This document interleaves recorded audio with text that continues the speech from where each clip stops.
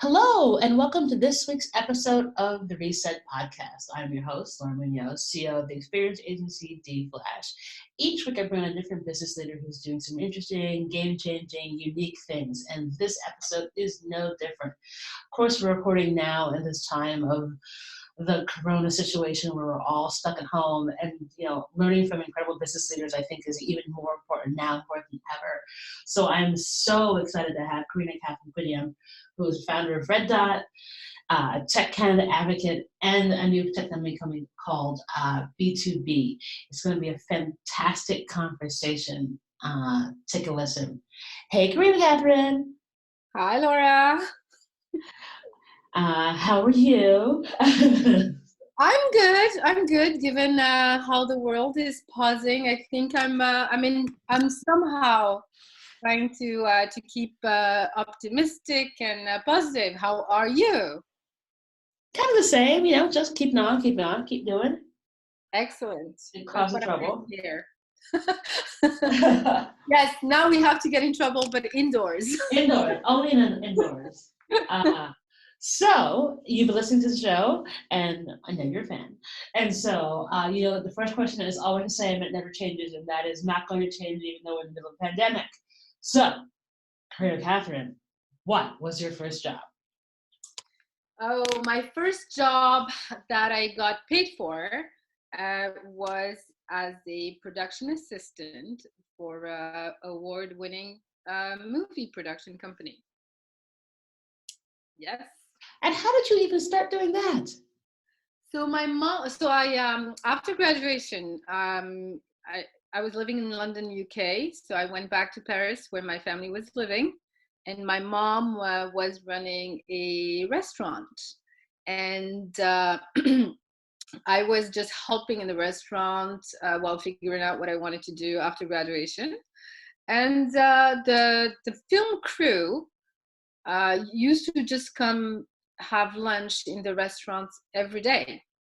So after a couple of months, my mom was just asked them if they were looking maybe for somebody to help them, given that I was bilingual, French English, that I knew a couple of markets, and I was able to do at the time in the 90s project management. Yeah. So they hired me at the beginning as an intern, and very quickly it became a full-time job. So yeah. Awesome. And what did you learn? What was that experience like? I always credit that experience as having prepared me really well for being an entrepreneur. What was really funny is when I say award-winning producers, I'm talking Merchant Ivory production. I'm talking that it's they did a lot of movies with big stars like Anthony Hopkins at the time, Gwyneth Paltrow, big people we might know of. Exactly. And so it was a very interesting ecosystem. You had the production, you had the film crew, you had the actors. So I was involved with all that in a way or another, and it was very interesting in understanding human dynamic, very interesting in understanding very loose project management, rules, how to deal with hierarchy, how to deal with authority. And very soon, honestly, I was just thrown into the deep end of the pool there, having to deal with celebrities as well, calling me with questions, calling me sometimes with urgent situations. Which wasn't really urgent, but because they're celebrities, they thought it was urgent. Yeah, urgent. Urgent and sometimes panicking situation that you need to solve in the middle of the Cannes Festival. Ah, that sounds about right. Yeah. Oh yeah. So as I said, it was a really great start of a preparation on how to become an entrepreneur. Yeah, very cool. So, After doing that, how in the world did you get to come have a conversation with me? What's been that journey? I didn't get that last part. I think Oh, our internet is overloaded because everybody's working from home. oh, I wouldn't be surprised. I said, after having that sort of deep end to the pool type job and just thrown in to sort of swing or swim, how did you go from that to being the entrepreneur that you are today? What was that journey like? So it was a journey that spanned across 15 years. So after that, and I credit really that experience as being one of the best as a preparation school. I went on to move into Canada. And in Canada, I integrated very early on corporate. So I worked with big organizations um, like Deloitte. And in 2014, I decided to make the jump and to live my true calling, which was entrepreneurship. Again, I credit corporate for having shown me every reason why I wanted to become an entrepreneur. No thanks. Yeah, kind of. Thanks, but it's thank you for the ride. It was really interesting. I've learned a lot of things, and I think corporate showed me a lot of the reason why I really didn't want to work in corporate. But you know, that's that was the journey. And then once I jumped, and it was absolutely wonderful and scary and wonderful and scary. But I did it. Awesome. And so, what is it you actually do now? Well, I know you do several things. Yeah, I like to do many different things that all make sense together. So I started in 2015 with Red Dot Digital, which is a consulting firm focused on digital transformation. Then I focused on that for a good 2 years, 2.5, 3 years. Then I got involved on boards. So I'm on a couple of boards. That was something that was interesting and important to me. I also got involved with a couple of universities. So I wanted to have the academia side. So I'm on the board of Imperial College MBA in London. And then 9 months ago, I decided to build an online platform dedicated to business matchmaking. And that is the focus, one of the big focus that we have in the company at the moment. And so, what made you decide that now is the time to do something around business matchmaking? So when we started 9 months ago, it wasn't. We obviously didn't know that the coronavirus crisis would be here. Nobody knew, I think. Not Right. even No one could imagine. No one could actually even know that it would be that kind of global situation. But I had been thinking for about a year prior to 9 months ago about something that would have helped me if I had if I when you're an entrepreneur, when you travel a lot for business, you see a lot of different scenarios. You see entrepreneurship, business life, not only from your base, but also you see it from multiple different countries. And every single time I came back, I kept saying, there's something that's missing in this ecosystem. There's something that could make my life easier. I'm on a plane every 4 to 6 weeks going across, overseas, going Middle East, Europe. And I'm always coming back with that sense of there's something missing. And you have to know that I've never wanted to be that person building a product. I was also of course not. like a lot of my connections and friends laugh right now because they remind me of what I said maybe 2 years ago on a panel somewhere, going, oh, why is everybody focusing on products? Why is it that we can't focus on services? But it just became obvious that if I was gonna build a tool, it was gonna be to make my life easier, and hopefully, what I found along the way also serve all SMEs or the majority of SMEs. And so I built that tool and I built that platform. Awesome. And what was that like? I'm sure it was hell. Oh, it's again, it's a wonderful journey. If I had known all the details, I wouldn't have started. But that's a beauty of, I guess, having that, uh, being somebody who takes risk and being a true entrepreneur is you have a vision. I had a vision. We mapped out the vision. We mapped out the flow. We mapped out everything that we wanted to achieve. And I'm really happy to say that to the day we actually achieved it. So 9 months from the time we incepted the project to the launch was 9 months. So I call it my little baby, because it was really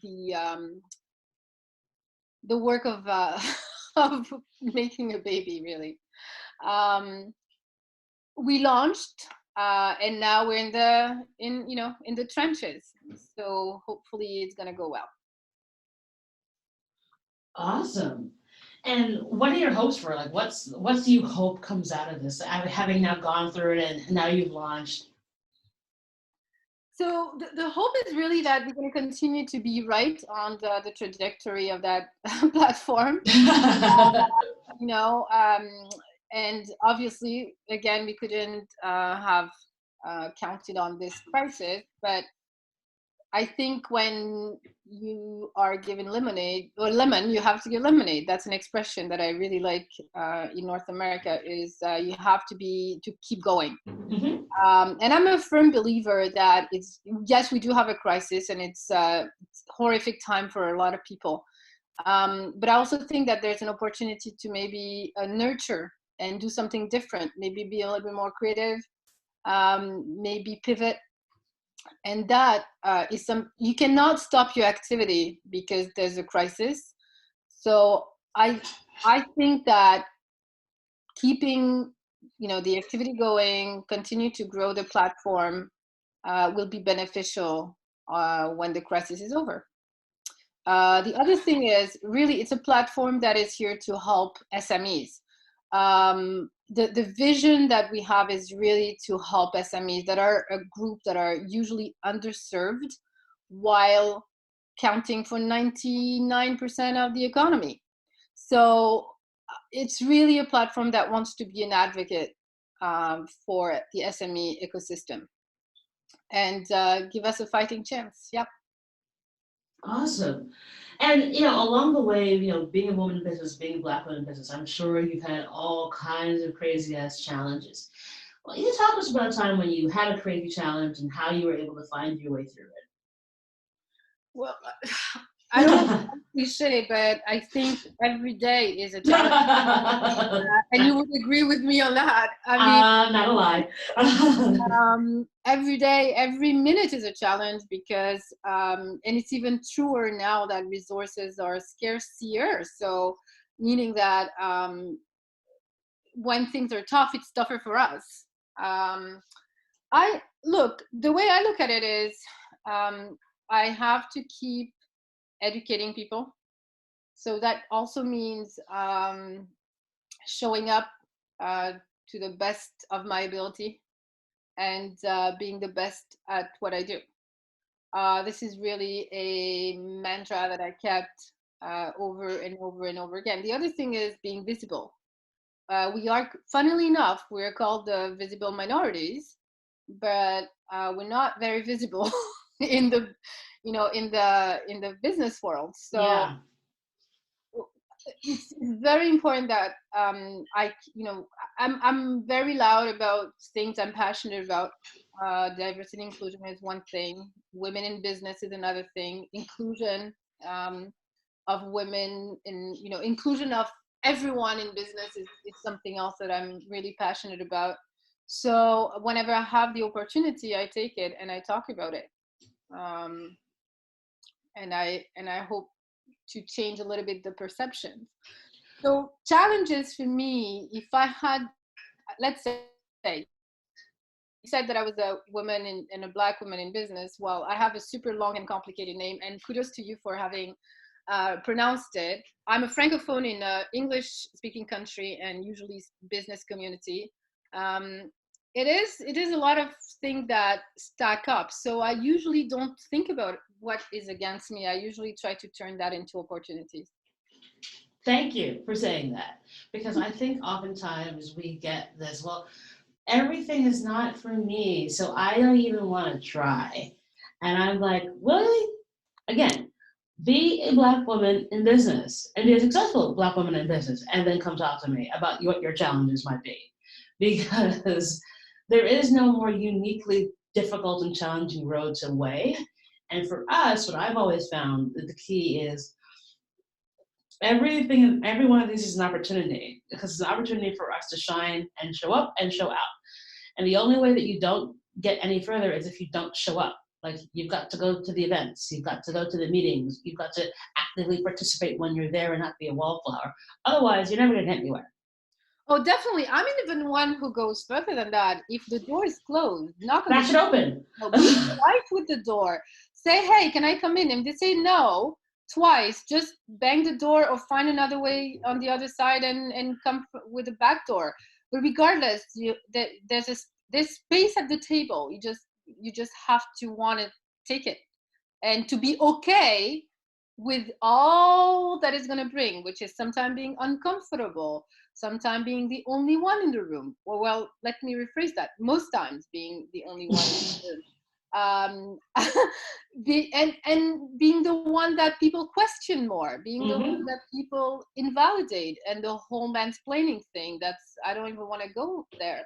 But it's worth it, because I always say it's not about me. It's not about me doing something for myself. If I'm doing something for myself, well, great, I'm happy.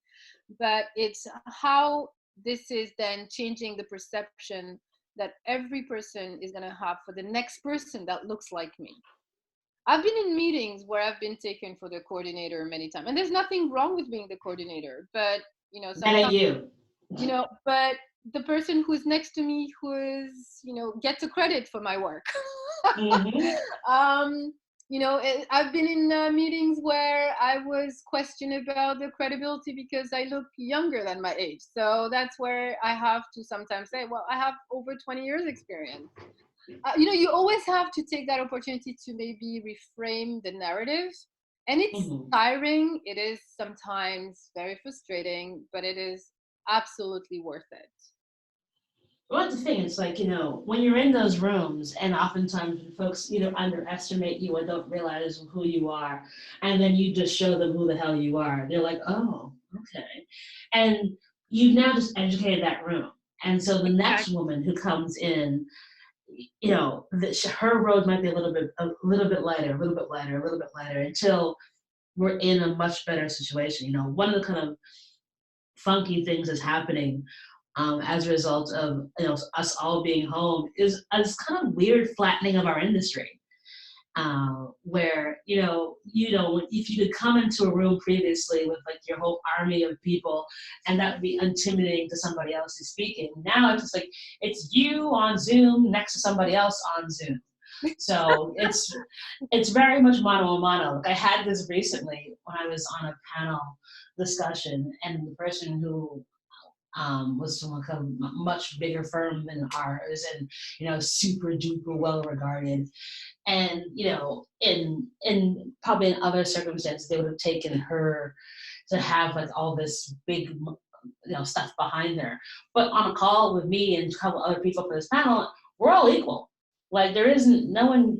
And so you can have these conversations, you can show how smart you are, you can 100% show why you deserve to be there, and a little bit more, I don't want to say friendly way, but more, I guess, flattened is the way that you can say it, like, because we're all on the same playing field now.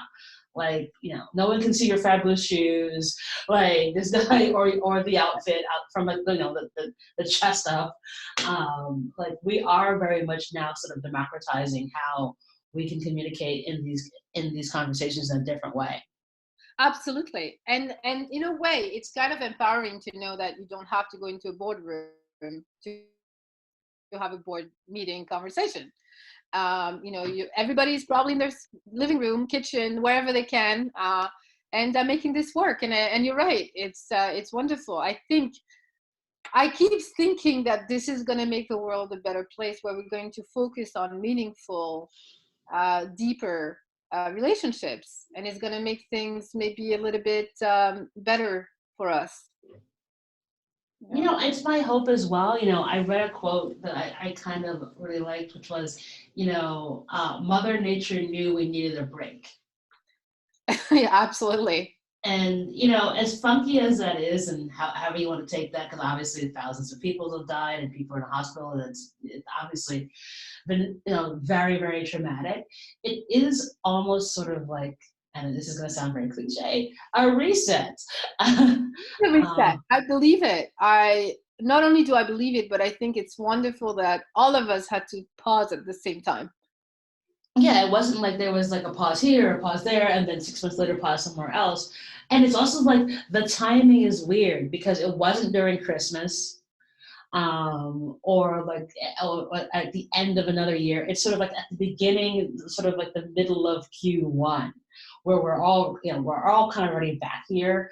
We're not sort of disparate. Everyone's on vacation, like the summertime when you have to be pulling people back. And at times it could have happened. This is sort of like the most ideal time because most people are like home, as opposed to like if this was like in July or August when everyone's on vacation, how would have been affected to get everyone to come back home where you live, because now you got to go into quarantine and lockdown. But this timing of like everyone in March now through April and probably through May are sort of in this whole thing together and are all taking this pause together. And so when we all come out of it and get that big first breath of fresh air, we all do it together. Yeah, it's honestly so funny because Mother Nature takes a really amazing sense here. For me, being obviously I speak English, but my intimate language is French. So I take that meaning as literally like Mother Nature that grounded us all and said, "Now go to your rooms." It's literally that. It's go to your room, stay home, and Think about what you've done. exactly, think about what you've done, and hopefully you'll come out of it a better person. And I think it's in a way, I hope honestly we start to talk heart to heart. And there was too much swipe left and swipe right, and I'm busy, I have a meeting, I have this, I have that, and not enough really collective understanding and meaningful relationships. So I think it's a good thing. Yeah, I do think that I hope, and hope springs eternal, that like we will come out of this kinder and gentler to each other and how we treat each other. Because it's funny, like you think about it, like when you're on these Zooms, you can't really side eye somebody. You can't actually roll your eyes at someone because they'll see you. Like, all those little things that we used to be able to do if you were on a call at the very least. Or you can't really multitask when you're on a Zoom call because like people will see that you're like not paying attention. So you actually have to listen more and be more intentional in your listening. And that can lead to hopefully better bits of communications because you can see nuance a little bit differently. Like I was talking to someone earlier and she was explaining why she does what she does. And she lit up like a Christmas tree when she was talking about what she does. And for me, I always say that like, the best way to determine whether or not someone who's you're going to hire for a service, especially in the event world, is if they let up when they tell you about their favorite experience or favorite project, because that tells you that it meant something to them. And that's the best way of understanding whether or not they'll understand how to work with you, because they love their work so much that it brings them that in kind of innate joy. And I would never have seen that had I not gone on a Zoom call with her. Like, that changed my perception entirely of having an interaction with her, because I was able to see her explain what she does in that really warm way with it. She just she brightened up. So it'll be fascinating to see how we all come out of this very funky, weird time. Yeah, I'm looking forward to it. Well, let's hope it's not lasting too long Too though, long. because yeah, um, from the couple of meetings I've had, people are it's good, but we're still social people. We need to be able to see each other. The physical interaction is super important.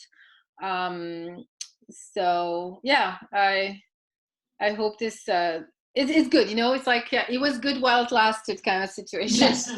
Now, time to go back outside because Yeah. I need to stop cooking my own food.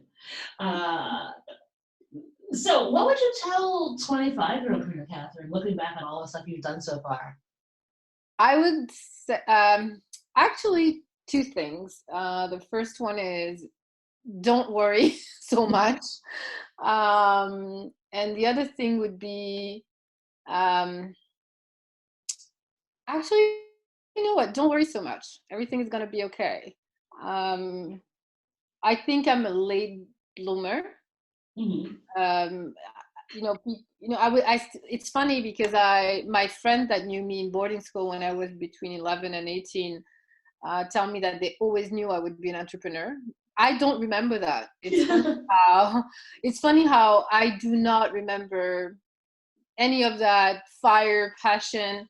But apparently it was there. I just wasn't aware enough. It's also something that wasn't in my necessarily in the path that my family was expecting me to take. Hmm. So it was very funny when I started with the business. My mom kept telling family member that I was unemployed. Oh my God. Yeah, and it lasted a while. Up to now, I think sometimes she'll look at me and go, "Why don't you just go take a 9 to 5 job?" Um, so I think the 25-year-old would have liked to hear that. Don't worry, everything is going to be okay. Just follow your intuition, follow your vision. Yeah. Yeah, yeah, because you never know. It's always important to sort of, look back and see how far you've come, and isn't that kind of pretty incredible? It is great, but to go back to your question that you asked me about how it is to be a minority woman in business, I have to say one thing. And I don't know if you have the same feeling, but for me, it's the whatever win we have is extremely short. The celebration is very short-lived, if any, because when you actually celebrate something, you turn around and you go, "Great, we've come this far," but then you look at how much further you have to go, and that's so much work again. Yes. So we have to constantly keep going. Um, so yeah, you probably have the same feeling. Yeah, well, it's one of the things where like oh, this is awesome. Oh wait, I have this other thing to do, and so what do try and do is celebrate my wins for however long I can, whether that's treat myself to something, or go out for a little bit. Well, not now, but because that's it's like not really an option, but I do think that it's important to celebrate those wins because, yeah, they are short lived because there's always another mountain to climb. Like once you've hit the height of one mountain, you're at the bottom of another one. So you just have to kind of keep climbing, but still appreciating how far you've come is also kind of a key part of that as well. Yeah, it is. It's something that you have to learn. I'm constantly also, going back and forth between North American culture and European culture. And in what I love about North America is that we celebrate each other. Even failing is something to celebrate, and that's what I teach a lot about that to my students. And when and in Europe, you do not celebrate a lot. You have to be, it's almost like looking a little bit more on the realistic side, Mhm. if not pessimistic. So it's very interesting, for me, where in the real North American mindset is you celebrate even if you're not where you said you were going to be, but at least you've done something, and that's really an amazing mindset to have, and to keep going. So, yeah. Yeah, I would definitely agree. So in this midst of this kind of wackadoodle time we're in, what are you doing for your self-care? How are you taking care of yourself, girl? I've been saying I need a manicure. They better let me out soon. I was joking Right with. there with you, right there with you, Oh girl. yeah. My gels are, oh boy. I'm taking a look at Oh this stuff. yeah. That is. I was joking with friends, and that's what self care is to me. Is talking with a girlfriend I haven't connected in years. Like you, we have connected in Years. years. Connected again with people. Our life were too busy. I was busy. They were busy. Everybody was busy. And then, so this is really something that fills my soul, connecting with people who I haven't spoken to in ages, or meeting new people that I'm discovering now in different times. Um, and that's, and taking the time to just hang out in my PJs if I want to. And the sense of time is a bit different now. I don't know if Yes. yeah, it's just every day is the same day. Although my business, it has been mostly remote, so for me, working from home, and for my team, it's completely normal, and that we didn't see any transition. At least I had a sense of being able to go out and meet clients and connections 2-3 times a week. Now that not being an option, I do have to find a way to to still fulfill that side that I need so much. So I speak to people a lot more. Um, I I just take it a lot easier, you know. What I also adore, I have to say, and is when I I have meetings, and then I hear people's families or their kids in the background. I just think it's amazing because 3 weeks ago you would ask somebody to shut up and just go to the other room. Now, you ask their first name, how is everybody's doing, if they're out of school. What did um you do today? And all this stuff. Yeah. they have a pet. It's like, maybe they'll show you the pet on the camera or something. Or sometimes they have a plant. It doesn't matter. I think I really like that kind of interactions a lot. So that's the self-care. I have to say, I miss the massages. Same. Oh, girls. Yes. Oh my God. Jesus. What would be great is that when we're out of it, is I'll text you and I say, hey, I'm going to my massage, and I'll let you and we'll be able to still connect to something we like. And that's, yeah, massages was something that was important as a busy entrepreneur running around all the time. That was very important, and that I'm clearly missing. Yeah, I got a gift card for a subscription for monthly massages that I got to use one of. Damn Yeah. it. That's tough. That's tough. I was so bad. Oh, Well, as I was saying to a friend of mine, like, nail salons and beauty parlors and spas are going to be overrun when we're allowed back outside, that's because so everyone will be have hunched over on computers for a month or two. Their nails will be raggedy because they couldn't do their own nails. Their hair is going to be a hot mess because they couldn't do their own hair. So it's like there'll be a race to like every single spot and be like, fix me. I promise you. And that, and also having lunch. Oh my God, having lunch. I so That's miss a tough lunch. one. It is, yeah, it's all those little things, that they've been snatched. And The things we took for granted, like to go outside yeah, and go grab lunch, Or go Exactly. outside and like, oh, hey, you're in town, I'm in town. Hey, Karima-Catherine, you're in New York, want to go grab lunch? And we go grab lunch. Right. Exactly.